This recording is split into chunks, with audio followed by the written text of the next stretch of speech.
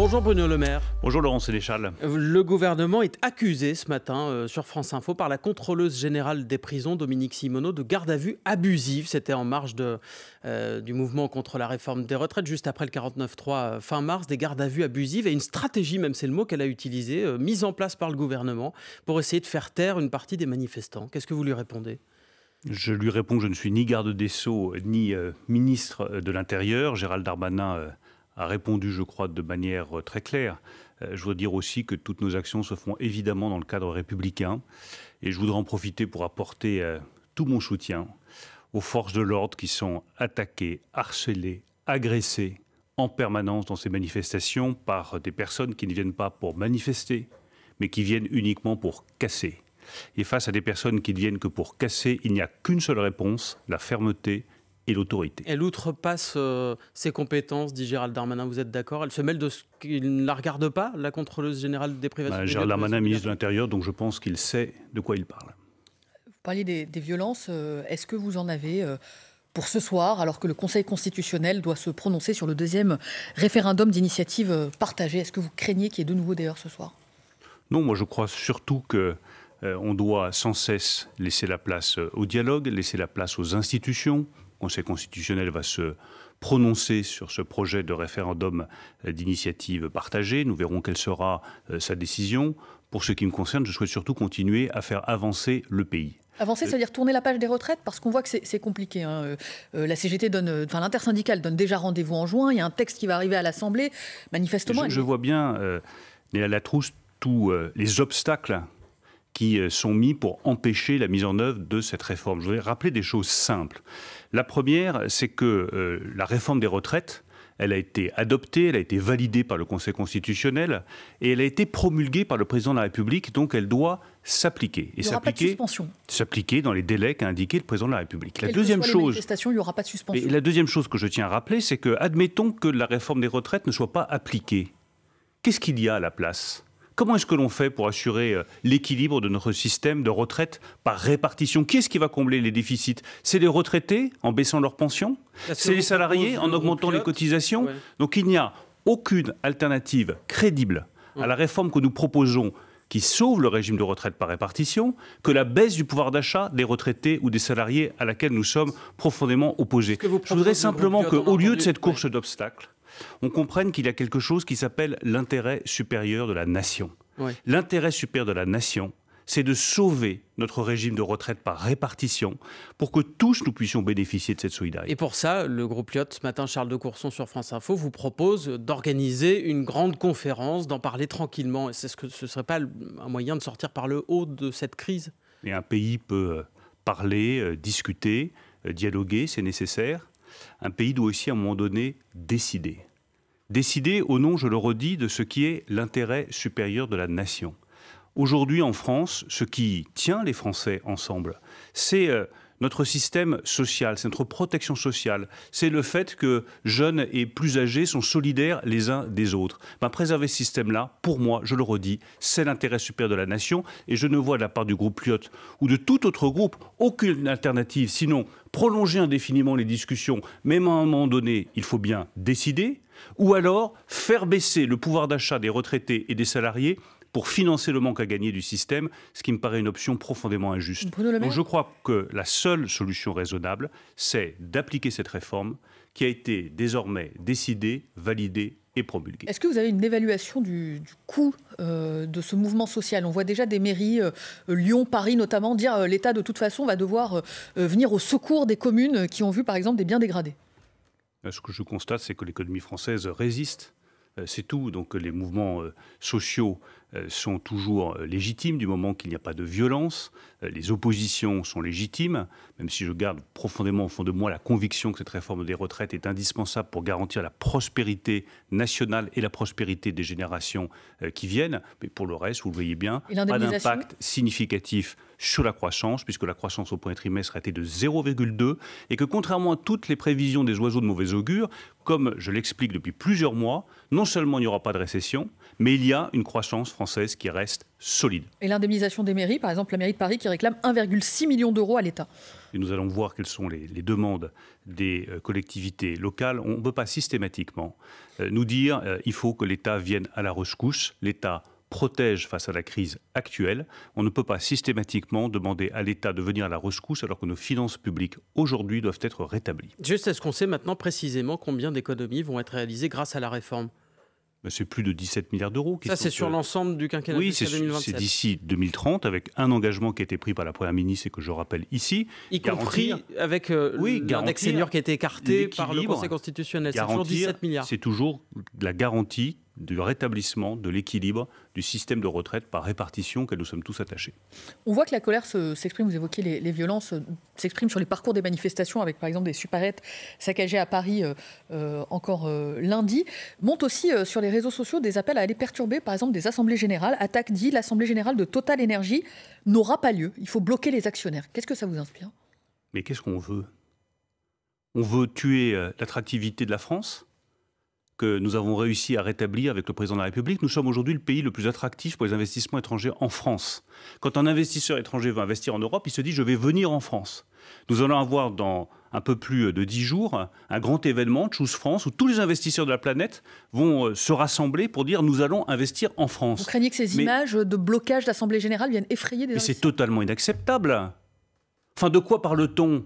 Les casseurs qui débarquent chez LVMH ou qui débarquent dans d'autres boutiques, les casseurs qui débarquent dans des assemblées générales, qui viennent perturber le bon fonctionnement des entreprises et la bonne délibération des actionnaires, qui peuvent être vous ou moi ou nos auditeurs, mais c'est totalement inacceptable. Il n'est pas acceptable que dans un pays comme la France, une des grandes nations économiques, les entreprises ne puissent pas fonctionner correctement, délibérer correctement, dialoguer correctement. Il n'est pas acceptable de s'en prendre aux magasins, il n'est pas acceptable de s'en prendre au commerce, il n'est pas acceptable d'avoir de la violence contre les policiers, il n'est pas acceptable de menacer de manière aussi brutale les forces de l'ordre. L'autorité doit avoir le dernier mot dans notre pays. La liberté de manifester, de s'exprimer, oui, pleinement, totalement, entière. Mais la casse, la violence, la menace, débarquer dans les commerces, débarquer dans les AG, c'est intolérable et inacceptable. Bruno Le Maire, ministre de l'économie, invité du 8h30. Vous restez avec nous, 8h40, c'est l'heure du fil info, Sophie Echen. Le Conseil constitutionnel se prononce aujourd'hui sur la deuxième demande de référendum d'initiative partagée, le RIP, sur la réforme des retraites. Le texte à l'initiative de la gauche propose que l'âge légal de départ n'excède pas 62 ans. Il y a peu de chances que la demande soit acceptée. L'IGPN, la police des polices, envisage de sanctionner plusieurs policiers de la Bravem, la brigade motorisée, suite à leurs insultes et leurs menaces contre des opposants à la réforme des retraites fin mars. 3 agents sont menacés d'un conseil de discipline, 4 autres d'un avertissement. C'est un pas de plus vers le divorce entre Messi et le Paris Saint-Germain. Le joueur argentin est suspendu après avoir séché l'entraînement lundi. Il était en Arabie Saoudite avec sa famille. C'est une sanction inédite. Des discussions entre le club et l'attaquant étaient en cours en vue d'une éventuelle prolongation de son contrat. Celui-ci s'achève à la fin de la saison. Et puis la ministre des Sports salue un grand dirigeant de rugby mondial. Hommage à Bernard Lapassé, l'ancien président de la Fédération française de rugby, est mort hier. Il avait 75 ans. France Info. Le 8h30 France Info, Neil Alatrousse, Laurent Sénéchal. Toujours avec Bruno Le Maire, ministre de l'économie. On avait hier sur France Info le panier France Info. Ce sont une quarantaine de produits qu'on scrute avec le cabinet Nielsen IQ.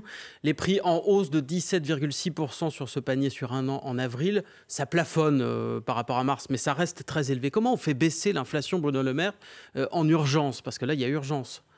Il faut que les industriels participent à la baisse des prix. Les prix de gros sont en train de baisser, les prix du blé par exemple, les prix du fret. Il faut que les industriels répercutent ça. Vous répétez ça depuis des jours, des semaines. Comment on les fait revenir à la table des négociations ? Nous allons prendre un certain nombre d'initiatives avec Olivia Grégoire. Parce que les chiffres que vous donnez, c'est effectivement un plafonnement ou une très lente décélération. Mais je veux redire à quel point c'est dur pour nos compatriotes, notamment les plus modestes, notamment les familles nombreuses. Quand il faut alimenter une famille nombreuse et que les prix augmentent aussi fort, c'est très dur. Donc nous allons, avec Olivia Grégoire, poursuivre notre action. Nous allons convoquer distributeurs et industriels dès la semaine prochaine au ministère de l'économie et des finances pour accélérer les négociations commerciales. Je leur ai déjà écrit, maintenant nous allons les faire venir à Bercy pour accélérer les négociations commerciales et que les grands industriels, je dis bien les grands industriels, répercutent à la baisse sur les prix à la consommation, la baisse des prix de gros. 2, nous avons un trimestre anti-inflation. Il marche ce trimestre anti-inflation. Quand vous prenez les prix au début de l'opération, ils ont baissé de -5 à -7% sur ces produits du trimestre anti-inflation. Et il prend fin à la fin du mois. Cette opération s'arrête le 15 juin. Nous voulons, avec les distributeurs, prolonger l'opération pour que les distributeurs continuent de s'engager sur la baisse d'un certain nombre de prix, -5 à -7% sur ces produits qui sont dans le trimestre anti-inflation. J'en ai déjà parlé avec la plupart des distributeurs. Je salue leur attitude, qui est une attitude constructive, volontariste. Nous prolongerons l'opération au-delà du 15 juin. Enfin, troisième chose qui me paraît très importante, c'est que nous ayons les distributeurs et les industriels qui soient présents pour dialoguer, qu'on n'oublie pas non plus, j'ai vu le président de la FNSEA il y a quelques jours, que cette baisse des prix ne doit pas avoir d'impact sur nos producteurs agricoles. J'ai été 3 ans ministre de l'Agriculture, je ne veux pas que ce soit les producteurs agricoles qui payent, c'est déjà très difficile pour eux, il faut trouver des solutions qui n'affectent pas nos producteurs. Vous convoquez donc les industriels à partir de la semaine prochaine à Bercy, mais qu'est-ce qui les oblige à se mettre à la table des négociations?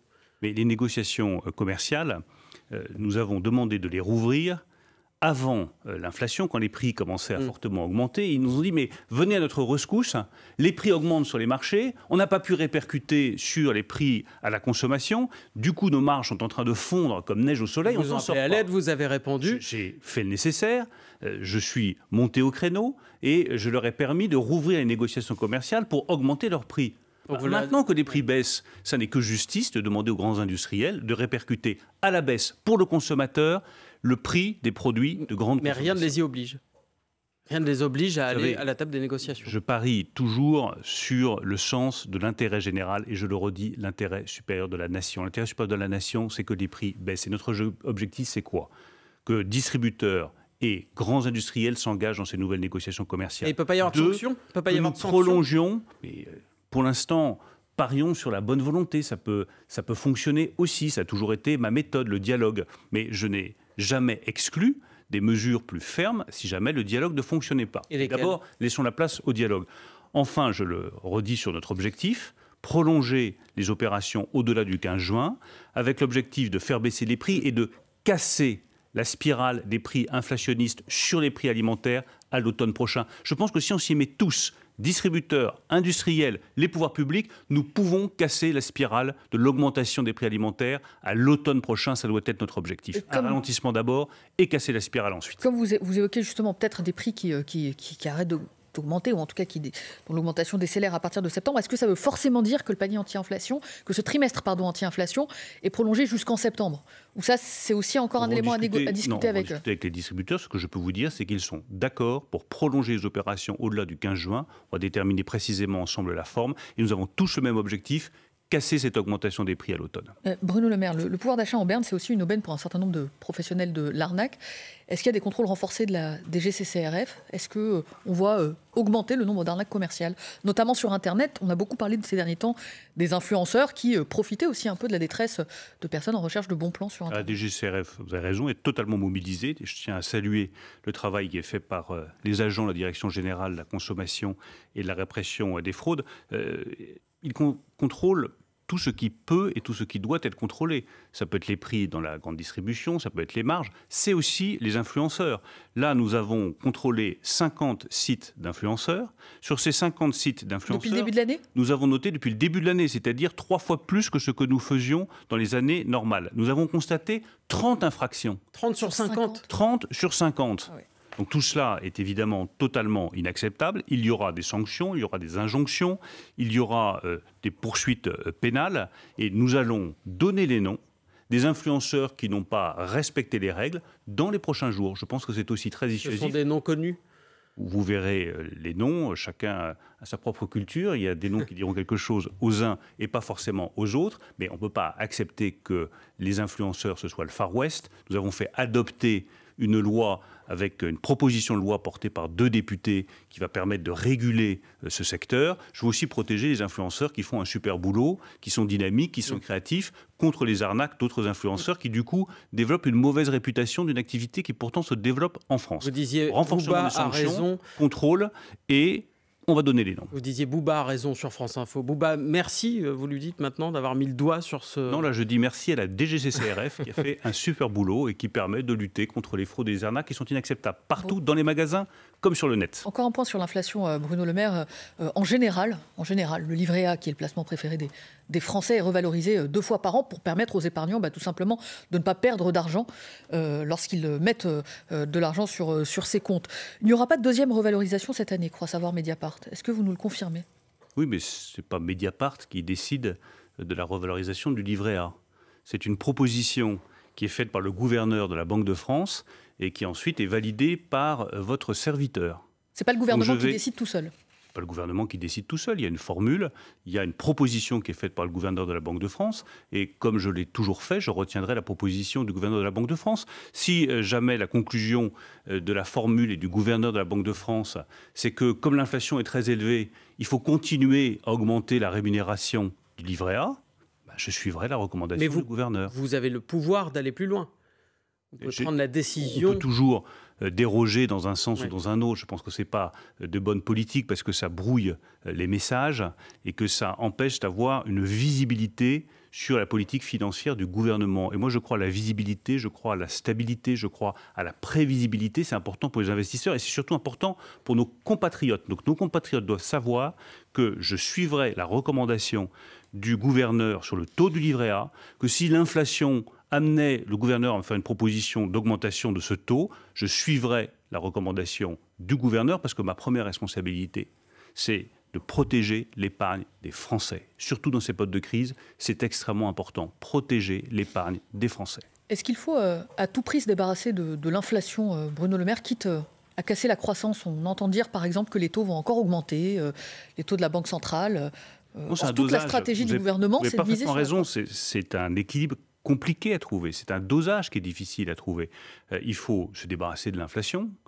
Nous garderons, mais pas à n'importe quel prix. Mais nous garderons un niveau d'inflation plus élevé qu'avant la crise parce que nous voulons relocaliser notre production industrielle en France, parce que nous décarbonons notre économie et que ça coûte plus cher de faire des produits décarbonés que des produits lourdement carbonés. Donc nous aurons structurellement une inflation un peu plus élevé, mais nous devons faire attention dans ce combat contre l'inflation à ne pas casser la croissance. C'est un équilibre difficile à trouver. C'est comme sur les finances publiques. Oui. C'est une ligne de crête. Il y a certains qui me disent, mais il faut tailler à la hache dans les dépenses publiques, tout supprimer, les dépenses sociales, les dépenses des collectivités locales. Mais vous faites ça, l'économie s'effondre. Et vous avez une récession, donc c'est pas la bonne solution. D'autres vous disent la récession, c'est pas le prix à payer pour lutter contre l'inflation. D'autres vous disent la dette, ça n'a pas d'importance. On remboursera pas, laissez faire, laissez filer la dette, laissez filer les déficits. C'est irresponsable. La réalité se rattrape à vous. Les marchés vous demandent de payer des taux plus élevés si vous ne tenez pas bien vos comptes publics. Donc il y a une ligne de crête à tenir, que nous tenons avec le président de la République et la Première ministre, rétablir nos finances publiques, tout en préservant la croissance française. Les résultats sont là. Les résultats sont là. Nous commençons à baisser la dette française et nous avons une croissance qui reste solide. Et solde budgétaire de l'État, à l'instant, les chiffres du ministère chargé des comptes publics, 55 milliards d'euros fin mars, c'était 38 milliards d'euros un an plus tôt. C'est bien pour ça qu'il faut, de manière très constante, très solide et totalement déterminée, et croyez-moi, personne ne peut douter de ma détermination en la matière, nous devons rétablir nos finances publiques. Nous avons défini une nouvelle trajectoire, une baisse de la dette accélérée parce que les taux d'intérêt augmentent et qu'il serait irresponsable de ne pas baisser la dette plus rapidement. Le retour sous les 3% en 2027, cette ligne sera tenue et elle sera tenue avec la plus grande fermeté. Bruno Le Maire, ministre de l'économie, invité du 8h30. Il est 9h-10, c'est le fil info, Sophie Echen. C'est l'un des 3 grands chantiers voulus par Emmanuel Macron. La réforme de la justice sera présentée en Conseil des ministres tout à l'heure. Au programme, 10 000 embauches de magistrats, greffiers et surveillants pénitentiaires d'ici 2027. La création de 15 000 nouvelles places de prison et une hausse de salaire pour les magistrats, 1 000 € de plus par mois en moyenne. 2 projets de loi seront examinés au Parlement avant cet été. Les États-Unis vont envoyer 1 500 soldats supplémentaires à la frontière avec le Mexique, conséquence de la fin de l'état d'urgence sanitaire dans le pays la semaine semaine prochaine et donc de la fin d'une mesure qui permettait l'expulsion rapide de migrants. Washington craint une arrivée massive. La sécheresse continue de s'étendre en France. La quasi-totalité du Var est en alerte sécheresse renforcée, l'avant-dernier stade de vigilance. Et puis dans le Puy-de-Dôme, une trentaine de communes supplémentaires, dont Volvic, sont concernées par des mesures de restriction d'eau à partir d'aujourd'hui. Le foot et la Ligue 1 suite, c'est fin de la 33e journée. Brest reçoit Nantes à 21h. Les deux équipes sont aux portes de la relégation. France Info. Le 8-30 France Info, Neil Alatrousse, Laura Sénéchal. Toujours avec Bruno Le Maire, ministre de l'économie et des finances, vous évoquiez les taux d'intérêt qui remontent. Et c'est dans ce contexte que l'agence de notation Fitch a dégradé la note de solvabilité de la France. Premier avertissement envoyé à l'État. D'autres agences doivent se prononcer le mois prochain. Vous avez dit on va faire des réformes structurantes. Alors, venez nous dire, c'est pas taillé à la hache dans les dépenses sociales. C'est quoi alors des réformes structurantes ? C'est ce qui a été fait sur l'assurance chômage. Quand vous réduisez la durée d'indemnisation du chômage, que vous incitez les gens à revenir sur le marché du travail parce qu'il y a des pénuries d'emplois dans les restaurants, dans l'hôtellerie, dans les services, vous faites une réforme qui est structurante pour l'économie. Ça, c'est déjà fait. Quand vous faites la réforme des retraites, ça c'est déjà fait aussi. Quand vous présentez le projet de loi sur l'industrie verte que nous présenterons ça arrive avec le président de la République dans une semaine, vous faites une réforme structurante parce que vous accélérez la réindustrialisation du pays, l'ouverture d'usines, la création de postes d'ouvriers, d'ingénieurs, de techniciens de maintenance. C'est totalement structurant dans un pays qui a perdu 2 millions d'emplois industriels en 20 ans. Donc vous misez ça, tout sur la loi industrie verte, c'est ça la prochaine... Non, je ne mise pas tout sur cette loi. Je pense qu'elle est totalement décisive pour mettre fin à 30 années de délocalisation industrielle dans notre pays et décarboner notre industrie pour avoir une économie verte. Mais c'est la somme de ces décisions, de ces mesures. Et c'est ce volontarisme. Parce que là, la somme que fait Fitch, c'est de dégrader la note de la France. Oui, mais d'autres agences de notation ont décidé de garder la même note et de ne pas modifier la note de la France. Je prends note, moi, de la décision de Fitch. Je rappelle que Fitch montre bien que la réforme des retraites est un point positif qui va permettre de rééquilibrer les comptes. Mais moi, la simple conclusion que j'en tire, c'est qu'effectivement, nous devons veiller à accélérer le désendettement, accélérer la réduction des dépenses publiques pour que les dépenses publiques augmentent moins vite que la croissance. C'est de la bonne gestion. C'est exactement ce que nous avons décidé avec le président de la République. Et je suis le garant de cette décision du président de la République. Quand il décide de présenter un programme de stabilité à nos partenaires européens dans lequel on accélère le désendettement, il y a un garant de cette décision, c'est le ministre des Finances. Quand il décide que les dépenses publiques ne devront pas augmenter plus vite que notre richesse nationale, je suis le garant de cette décision. Est-ce que vous réclamez une sorte de réflexe d'union nationale autour du rétablissement des comptes publics, alors que le budget 2024 va commencer à être discuté d'ici quelques mois et qu'on voit des oppositions qui, pour l'instant, ne facilitent pas le vote d'un certain nombre de textes à l'Assemblée? Est-ce que vous dites aux oppositions, c'est le moment, saisissez la main tendue, faisons une forme d'union nationale autour du désendettement? J'aimerais, Neil Alatrousse, qu'il y ait une union nationale autour de la réduction des déficits et de la dette. Je vois que dans des pays qui sont gouvernés par des gouvernements socialistes, en Espagne, au Portugal, le rétablissement des finances publiques fait l'objet d'un consensus. J'ai malheureusement trop d'expérience politique pour croire que ce soit aussi facile et possible en France. Mais je tends effectivement la main vers tous ceux qui ont toujours réclamé la réduction des déficits et la réduction de la dette. Il va y avoir une loi de programmation des finances publiques. Elle va refléter cette détermination du gouvernement à rétablir les comptes de la nation. Tous ceux, républicains en tête, qui réclament ce rétablissement des comptes de la nation devraient pouvoir voter cette loi. Et je ne vois pas au nom de quoi, au nom de quelle excuse, au nom de quel prétexte, ils ne pourraient pas le faire. Vous avez entendu peut-être les mots de votre ancien Premier ministre. Vous avez rappelé tout à l'heure que vous étiez ministre de l'Agriculture il y a quelques années. François Fillon, qui avait quitté un poste pour la Russie il y a quelques années, il y a quelques mois, au tout début de l'invasion russe en Ukraine. Hier, il a déclaré « Si j'ai envie de vendre des rillettes sur la place rouge, je vendrai des rillettes sur la place rouge ». Qu'est-ce que ça vous évoque ? C'est une drôle d'idée d'aller vendre des rillettes sur la place rouge. Est-ce qu'un ancien Premier ministre, en fait, peut faire le métier qu'il veut? C'est ça la question. Il semble dire que oui. Je ne suis pas là pour juger les uns ou les autres. Moi, je suis ministre en fonction, avec des objectifs clairs. Réindustrialiser notre pays, décarboner notre économie. Mais un ancien rétablir Premier ministre les équilibres des finances publiques et faire en sorte que les gens qui bossent, qui tiennent le pays, qui font la croissance, qui font que le pays s'en sort, soient mieux rémunérés et s'en sortent mieux. Moi, tout ce qui me concerne, les rillettes sur la place rouge, c'est très très loin de mes préoccupations. Vous n'êtes pas que ministre en exercice, vous êtes aussi écrivain avec ce dernier roman, Fugue américaine, qui rencontre un engouement inédit. Sur les réseaux sociaux, en cause une page sur les 480 du livre, un passage érotique qui a fait le bonheur des internautes ce week-end. Est-ce que vous êtes surpris par l'accueil réservé à votre livre ? 10 lignes sur 480 pages. Lisez le livre. Lisez le livre, vous verrez qu'il y est question de Vladimir Horowitz, c'est le personnage central du livre. Il y est question de musique, de ma passion pour la musique. Il y est question de Bach et de Beethoven. Il y est question de villes, de New York, de Berlin, de Moscou. Il y est question du XXe siècle et des drames du XXe siècle. Il y est question de la fragilité, des failles des personnes, parce que c'est quelque chose qui me touche profondément, de voir des personnes qui tombent et qui se relèvent, d'autres personnes qui tombent et qui ne se relèvent pas. Ce roman est une grande aventure. Une aventure humaine, et je souhaite qu'il soit lu comme ça. Vous êtes déçu que ce soit ça qui fasse le tour d'Internet ? Non, lisez le livre. Il y a d'autres personnes qui lisent le livre. Ça a été quoi votre réaction ? Parce que là, vous êtes même tourné en dérision. Peu importe. Lisez le livre, et rien ne limitera jamais ma liberté d'écrire. Et ça n'entrave pas votre travail de ministre de l'économie, d'être tourné en dérision sur un passage d'un livre que vous avez écrit ? Je crois que l'émission a montré que j'étais à ma tâche, à 100%. Et pour le reste, entre la liberté et la censure, j'ai toujours fait le choix de la liberté et je continuerai de le faire. Bruno Le Maire, écrivain donc, mais surtout ministre de l'économie et invité ce matin du 8h30 France Info. Bonne journée à vous. Merci beaucoup.